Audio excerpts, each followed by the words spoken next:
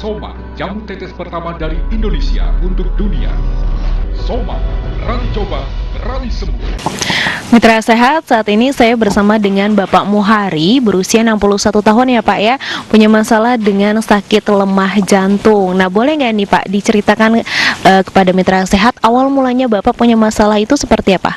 Ya tadinya Mbak, saya jalan-jalan ke Tawangmangu itu loh Mbak. Itu baru sedikit aja kok sudah ngos-ngosan. Periksa ke dokter itu loh Mbak. Nah itu katanya kan jantung lemah gitu. Oke, Bapak coba periksa dan ternyata jantung lemah gitu. Oke, nah pada saat itu apa yang Bapak rasakan? Ya Mbak, kalau sesak napasnya enggak, kalau kita jalan Mbak, jalan agak jauh, kira-kira ya 200-300 meter itu aja sudah kita ngos-ngosan. Nah pada saat itu Bapak mencoba pengobatan kemana saja Pak? Yang tidak pernah Mbak, saya karena kalau ke dokter itu takutnya suruh operasi, punya penyakit ini dan itu gitu loh Mbak. Dan akhirnya ketemu Soman. Nah pas minum Soman apa yang Bapak rasakan pada saat itu? Ya pertama-tama ya kita telaten kelas habis 1 botol itu kita agak beda gitu loh Mbak. Terus saya lanjutkan ya sampai habis 4 botol. Sekarang sudah. Minumnya berapa tetes Pak waktu itu? Ya 5 kali biasanya dari anjuran Soman tuh. Ya 5 tetes 5 kali ya. 5 tetes 3 kali. Itu kali sehari. Dan baru mencoba 1 botol Soman sudah ngerasain khasiatnya. Oke, tadinya nggak bisa jalan jauh, sekarang? Udah ya 1 kilo udah bisa, mungkin sampai 2 kilo udah mampu lah. Ya. Jadi alhamdulillah sudah merasakan khasiatnya ya Pak ya, yang awalnya nggak bisa jalan jauh sekarang sudah mulai bisa nih Mitra Sehat. Mungkin untuk Mitra Sehat yang punya penyakit yang sama pun juga bisa ya mencoba Soman, karena memang Soman berani coba berani sembuh. Saya Nana melaporkan dari Solo, Jawa Tengah untuk Voice of Soma, berani coba, berani sembuh.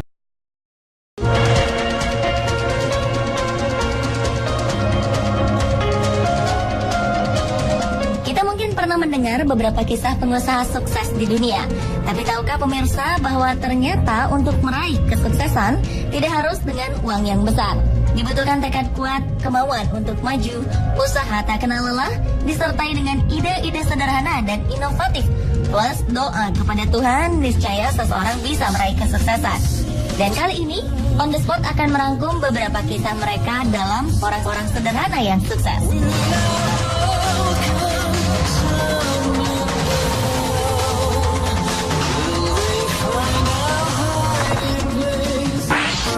The most beautiful time of the year. Lights fill the streets, spreading so much cheer. Keterbatasan biaya dan kurangnya fasilitas nyatanya tak mampu meredam impian dan tekad bulat seseorang untuk meraih kesuksesan. Seperti kisah Raini, gadis muda anak tukang beca. Ia berhasil wisuda dengan gelar lulusan terbaik. Segala keterbatasan Raini beserta keluarga tidak menjadi halangan baginya untuk terus mengejar impiannya menjadi seorang guru. Lulusan jurusan pendidikan akuntansi Universitas Negeri Semarang ini mendapat dukungan penuh dari keluarganya untuk terus berusaha mengejar impiannya. Sang ayah, Mugiono, rela pensiun dini dari pekerjaan sebelumnya hanya untuk mendapatkan uang pesangon demi membiayai kebutuhan perkuliahan anaknya dan memilih menjadi tukang beca.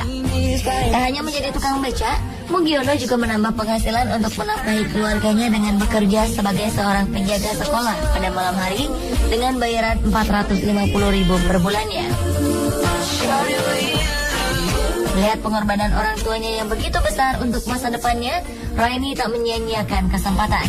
Ia berhasil merampungkan pendidikan S1-nya hanya dalam 7 semester dengan IPK nyaris sempurna, 3,96.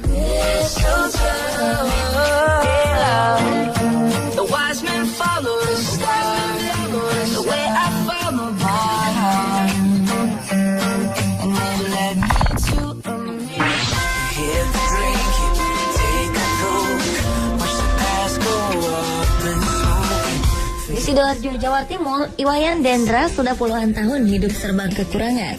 Namun semua ini tak membuatnya patah semangat. Latar belakang keluarga tidak mampu menjadikannya seorang pekerja keras. Dengan sifat mandiri, kreatif dan suka berinovasi, serta tekad bulat dan tanpa mengenal rasa malu, Dendra memilih menjalani profesi sebagai pemulung. Putra pertama dari 3 bersaudara pasangan almarhum Inengas Sateng dan Ninyoman Teke ini akhirnya berkecimpung di dunia barang bekas. Meski dibutuhkan tenaga ekstra, Dendra tetap semangat mendatangi sebuah pabrik hanya untuk mencari limbah dan sampah bekas. Namun siapa sangka usahanya ini membawa dirinya menjadi seorang pemulung sukses dan mampu mengumpulkan keuntungan hingga puluhan juta rupiah per minggunya.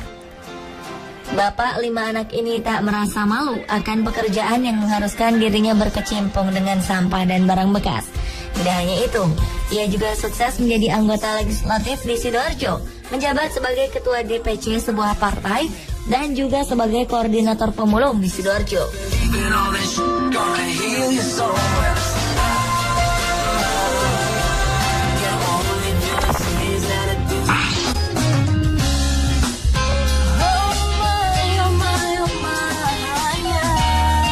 Bagi Anda pecinta Harry Potter tentu tak asing dengan sosok J.K. Rowling.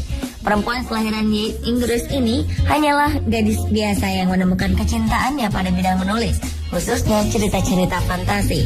Hingga pada Desember 1990, Rowling harus merelakan ibunya dipanggil oleh Yang Kuasa. Sejak saat itu ia pindah ke Porto, Portugal untuk mengajar bahasa Inggris. Hidup yang ia jalani tidaklah istimewa. Rowling hanya menghabiskan waktunya untuk menulis novel di kafe-kafe. Rowling muda bahkan sempat didiagnosis menderita depresi klinis dan sering mencoba untuk bunuh diri lantaran kisah asmaranya yang kandas. Dan dengan perpaduan bakat dan tekad, ia mampu untuk melewati semua tekanan yang ia alami. Kini berkat kesuksesan novel-novelnya, ia hidup sejahtera. Siapa sangka berawal dari kecintaannya dalam menulis, mampu membuat Rowling menjadi kaya raya. Kini hartanya mencapai 1,1 miliar dolar atau sekitar 13 triliun rupiah dan telah mampu menjual lebih dari 400 juta buku. Oh yeah.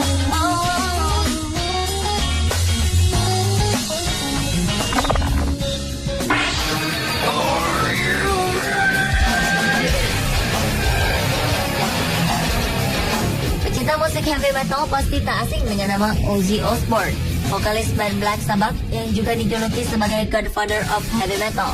Ternyata di balik karirnya yang cemerlang, Ozzy Osbourne melewati tahap sulit semasa hidupnya. Lahir di Aston, Inggris, Ozzy tumbuh dalam lingkungan yang jauh dari kata cukup. Bekerja sebagai pembuat perkakas, orang tuanya bekerja keras untuk menghidupi Ozzy dan 5 saudara kandungnya. Selain itu, Ozzy juga penderita disleksia dan tidak mampu menunjukkan prestasi yang baik di sekolah, sehingga ia lebih melirik ke kegiatan ekstrakurikuler seperti musik dan drama. Namun sayang, di usianya yang ke-15, Ozzy putus sekolah dan menjadi buruh konstruksi. Guna bertahan hidup, ia melakukan berbagai pekerjaan seperti menjadi tukang ledeng, pembuat perkakas, dan menjadi buruh di pabrik mobil. Pengalaman hidupnya ini membuat Ozzy membulatkan tekadnya meraih mimpi menjadi seorang penyanyi. Dengan usaha dan bantuan dari teman-temannya, Ozzy mampu membuat bandnya sendiri, Black Sabbath. Hingga kini Ozzy masih terus berkarya. Ia telah menghasilkan 9 album studio, 3 album live, dan single-single yang masuk di peringkat atas tangga lagu di Inggris.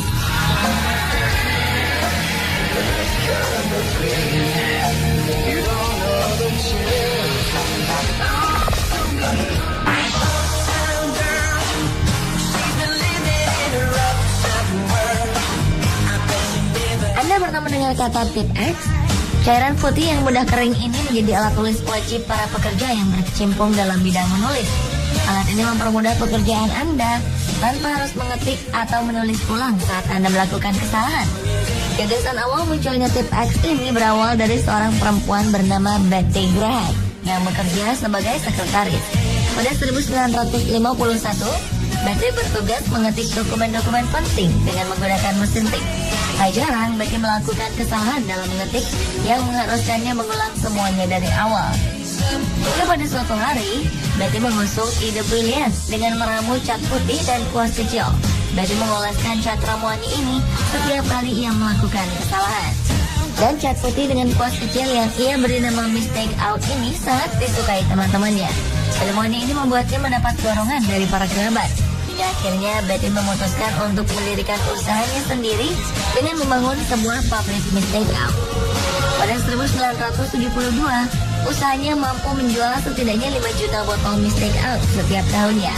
Dan menurut data, ketika Ahmed meninggal pada 1980, kekayaannya mencapai 475 juta dolar atau sekitar 5,6 triliun rupiah. Wow, siapa sangka kalau ide kecil itu bisa membuatnya kaya.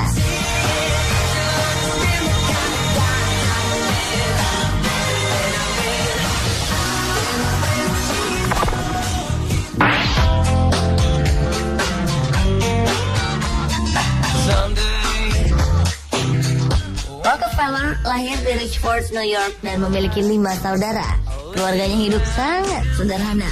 Ayahnya adalah seorang pedagang keliling. Rockefeller kecil sering berjualan permen, bahkan menjadi pembantu di rumah para tetangganya. Setelah lulus dari bangku sekolah, Rockefeller mendapat pekerjaan di perpustakaan dengan penghasilan hanya $50 per 3 bulan atau hanya sekitar Rp600.000 pada saat itu. Di usianya yang masih sangat muda, Rockefeller merupakan pekerja keras. Dia selalu berpikir matang-matang sebelum bertindak. Setelah beberapa kali bekerja serabutan, ia akhirnya memiliki pekerjaan tetap sebagai asisten penjaga toko. Dan dengan tekad kuat untuk maju, ia memilih untuk mendirikan usaha bersama temannya, Maurice B. Clark. Keduanya membangun usaha kilang minyak yang dikerjakan secara manual bersama-sama dengan 2 karyawannya. Dari hasil pendapatannya, Rockefeller mampu membeli perusahaan Clark Brothers dan menamainya Rockefeller and Andrews. Terus-menerus menekuni bisnis yang ia bangun dari dasar, kini Rockefeller mampu mendirikan perusahaan Standard Oil dan menjadi miliarder pertama di dunia.